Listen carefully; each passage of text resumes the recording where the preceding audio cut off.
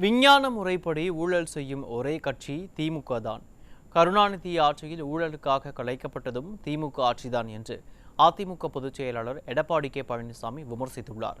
கள்ளக்குறிச்சி மாவட்டம் சின்னசேலத்தில் நடைபெற்ற புரட்சித் தலைவி அம்மா மற்றும் புரட்சி தமிழர் எடப்பாடி கே பழனிசாமியின் பிறந்தநாள் விழா பிரம்மாண்ட பொதுக்கூட்டத்தில் பேசிய போது இதனை அவர் தெரிவித்தார்.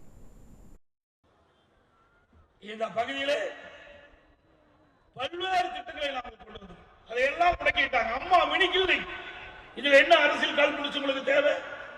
இன்றைக்கு ஏழை மக்கள் அதிகமாக நிரம்பிய பகுதி, அந்த பகுதியை தேர்ந்தெடுத்து அங்கே அம்மா மினி கிளினிக்கை தொடங்கணும். சுமார் தமிழ்நாடு முழுவதும் 2000 அம்மா மினி கிளினிக் துவங்கப்படும் என்று அறிவிக்கப்பட்டு 1850 அம்மா மினி கிளினிக்கை உருவாக்கி கொடுத்தோம். அதுக்கு ஒரு எம்பிபிஎஸ் டாக்டர், ஒரு செவிலியர், ஒரு மருத்துவ உதவியாளர் நியமிக்கப்பட்டு அங்கு இருக்கின்ற ஏழை மக்கள் அங்கே போய் இலவசமாக சிகிச்சை பெறலாம். அதில் என்ன அரசியல் காழ்ப்புணர்ச்சி தேவை? அதையும் மூடிட்டாங்க. இப்படி அதிமுக ஆட்சியிலே நாட்டு மக்களுக்கு எந்தெந்த வகையிலே நன்மை செய்ய முடியும் என்று சிந்தித்து செயலாற்றி செயல்படுத்திய அரசாங்கம் அதிமுக அரசாங்கம். அதை மூடு விழா கண்ட அரசாங்கம் இன்னைக்கு திமுக அரசாங்கம். அப்ப எதிர்கட்சி தலைவராக இருந்தார் ஸ்டாலின். அப்ப ஊர் ஊரா போனார். திமுக நிர்வாகிகளும் போனாங்க ஊர் ஊரா, திமுக எம்எல்ஏ ஊர் ஊரா போனாங்க. இப்படி ஒரு தென்னையை பார்த்து பெட்ஷீட்டை போட்டு அங்க ஒரு பொட்டி வச்சு அங்க இருக்கிற மக்களை எல்லாம் அழைச்சு, உங்களுக்கு என்ன குறை இருக்குது அந்த குறைய கடிதத்தில் எழுதி இந்த பொட்டியில போடுங்க. நான் அந்த பொட்டிய அழகா பெரிய பூட்டை போட்டு, திண்டுக்கல் பூட்டை போட்டு அதை கொண்டு போய் நான் வீட்டில் வச்சிருந்து திமுக ஆட்சிக்கு வந்த உடனே அந்த பூட்டை திறந்து பெட்டியை திறந்து அந்த மனுக்கள் எடுத்து தீர்வு காணும் சொன்னார். ஆட்சிக்கு வந்தார். மக்கள் அவருடைய கோரிக்கையை ஏற்று தங்களுடைய பிரச்சனைகள் எல்லாம் கடிதத்தை எழுதி அந்த பெட்டியில போட்ட அந்த மனு என்ன ஆச்சு? என்ன ஆச்சு? ஒண்ணுமே காணோம். என்னன்னு கேட்டா கூட்டனுடைய சாவி தொலைஞ்சு போச்சு. கூட்டனுடைய சாவி தொலைஞ்சு போச்சு. எப்படி நாட்டு மக்களை ஏமாத்துறாரு பாருங்க. எதிர்கட்சியா இருக்கின்ற பொழுது மக்களை கவர்ச்சிகரமாக பேசி அந்த மக்களுடைய பிரச்சனை என்ன என்பதை கடித்த மூலமாக எழுதி பெட்டியிலே ஓடுங்கள். ஆட்சிக்கு வந்த பிறகு பெட்டியை திறந்து அந்த மனுக்களை நாங்கள் பரிசீலனை செய்து நிறைவேற்றும் என்று சொன்னீங்களே, என்ன நிறைவேற்றி கொடுத்தீங்க? அப்படியே தானே மக்களுடைய பிரச்சனை இருக்குது. எந்த பிரச்சனையும் தீர்க்கலையே. எப்பொழுது பார்த்தாலும் திரு ஸ்டாலினோ திரு உதயநிதி ஸ்டாலின் சொல்றது, நாங்க 1000 ரூபாய் கொடுத்தோம் 1000 ரூபாய் கொடுத்தோம் சொல்ற.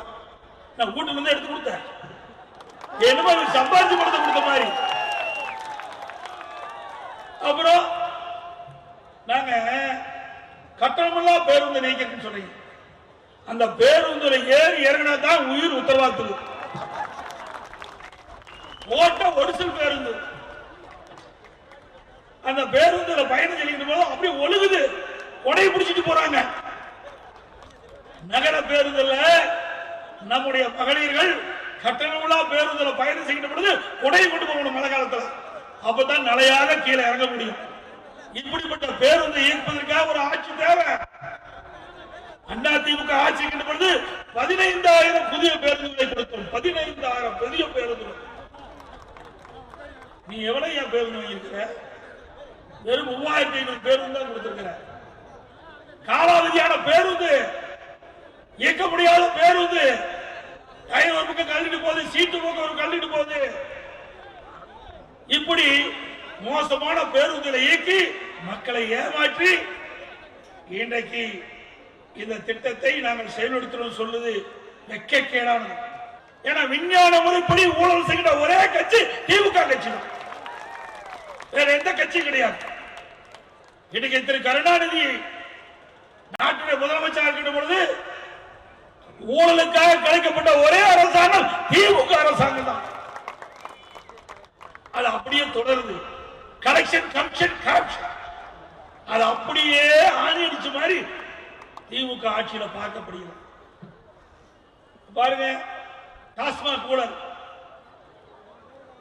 பாருங்க, தம்பி சொல்றாரு 1000 கோடி, 3000 கோடிங்கிறாங்க, 40,000 கோடிங்கிறாங்க. கோடி எல்லாம் சாதாரணமாகி போச்சு. இன்னைக்கு இருந்தாலும் கோடி போடுவாங்க. இப்ப ஸ்டாலின் ஆட்சியில கோடி கோடியா கொள்ளையடிச்சு வச்சிருக்க. இன்னைக்கு அமலாக்கத்துறை சொன்னது நாம சொல்லல, அமலாக்கத்துறை கண்டுபிடித்து திராவிட முன்னேற்ற கழக ஆட்சியிலே ஒரு சுமார் 1000 கோடி இன்னைக்கு ஊழல் நடைபெற்றதற்காக, முறைகேடு நடைபெற்றதற்காக பத்திரிகையிலும் ஊடகத்திலும் செய்தி வந்திருக்குது. நீங்க உயர் நீதிமன்றத்தில் அதை விசாரிக்கலாம். நாங்க நீங்க உச்ச நீதிமன்றத்தில் இன்னைக்கு தடையாணை பெற்றிருக்கிறாங்க. திரு ஸ்டாலின் அவர்களே, இந்த தடையாணை நீக்கப்பட்டு விட்டால் பல பேர் எங்க இருக்கணுமோ அங்க இருப்பீங்க. அதிமுக எப்படி பாரதிய ஜனதா கூட்டணியோட இருக்கலாம்? எப்படி போய் சேரலாம்? யாரு முதலமைச்சர் கேட்கிறார் சட்டமன்றத்தில். எம்எல்ஏ இருந்தார், அமர்ந்திருந்தார், திடீர்னு எந்திரிச்சார். நான் எதிர்கட்சி வரிசையில் அமர்ந்திருக்கிறேன், முன் வரிசையில் அமர்ந்திருக்கிறேன், அவர் எனக்கு எதிர்த்து மாதிரி அமர்ந்திருக்காரு. உடனே என்னை கேட்கிறார், எப்படிங்க பாரதிய ஜனதாவோட கூட்டணி வைக்கலாம்?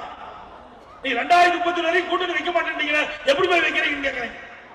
நாங்க இது எங்க கட்சி ஐயா, நாங்க யாரோட வேணாலும் கூட்டணி வைப்போம். உனக்கே எரிச்சல் வருது, உனக்கே கோபம் வருது, ஏன் உனக்கு பயம் வருது? நம்ம கட்சிங்க அப்படி பதட்டப்படுற. ஏன்னா பாரதிய ஜனதா கட்சியோட கூட்டணி வச்சு விட்டால் கடந்த 4 ஆண்டு காலத்திலே இவர் செய்த ஊழல்கள் அம்பலப்படுத்திவிடும் பயம். அதனாலதானே நீங்க சட்டமன்றத்தில் கேட்கிறீங்க.